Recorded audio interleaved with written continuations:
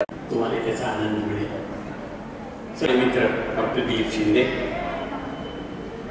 माननीय उज्ज्वल साठे, डॉक्टर दिलीप पटवर्धन आणि मुलांचे प्रतिनिधी म्हणून कुमारी सानी आणि त्यांचं नाव या नगरीला देण्यात आलेलं आहे.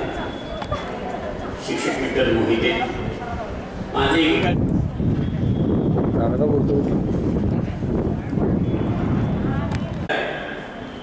त्याला स्वातंत्र्य द्यायचं की नाही आणि तो सहभाग असलाच तर आईबाबांचा सहभाग किती असावा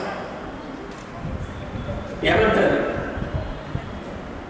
शेवटची वक्ता म्हणून बोललेली कुमारी सानिका साठेनं सार इतकं छान सांगितलं, उत्स्फूर्तपणे सांगितलं की पालकांचा मर्यादित सहभाग असावा पण सहभाग असला पाहिजे.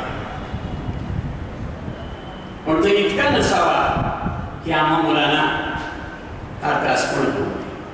आम्हाला आमच्या पद्धतीनं स्वातंत्र्य असावं, निवडीचं स्वातंत्र्य असावं. या विषयाला धरून डॉक्टर दिलीप पटवर्धन, डॉक्टर दिलीप शिंदे, उद्योगपती उज्ज्वल साठे यांनी आपापली मनोगत व्यक्त केली.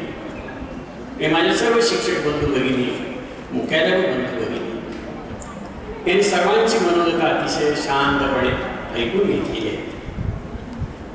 दिलीप पटवर्धन यांनी आपल्या बाबांचा एक छान अनुभव सांगून खरंच आपण सर्वांना थोडा अंतर्मुख केला आणि 5 गोष्टी सांगितल्या. मुलाच्या बाबतीत स्पर्श पाहिजे, मुलांना पालकांचा, शिक्षकांचा सहवास हवा, स्वातंत्र्य मर्यादित पाहिजे, मुलांचा आत्मसन्मान पण जपला पाहिजे आणि मुलांची सुसंवाद पण केला पाहिजे. दुसऱ्या वक्ते डॉक्टर दिलीप शिंदे यांनी श्रीकृष्णाची गोड सांगून मिठाचं काय महत्व आहे स्वयंपाकातलं तितकंच महत्व जीवनात पालकांचं, शिक्षकांचं काय आहे तिकडं आपल्या सर्वांची दृष्टी वळवली.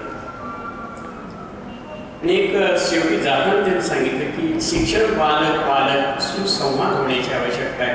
आणि तुम्ही जेव्हा पालक सभा आयोजित कराल शाळांमधून, सांगली जिल्ह्याच्या विविध तालुक्यातून आलेल्या माझ्या मित्रांना मी विनंती करेन की उत्स्फूर्तपणे एखाद्या डॉक्टरचं म्हणत नाही बरं का की मला बोलवा. या प्रशालेमध्ये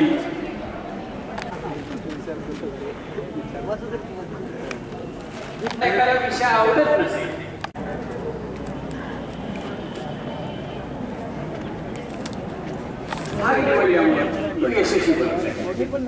आणि म्हणून तर आपला मुलगा शाळेत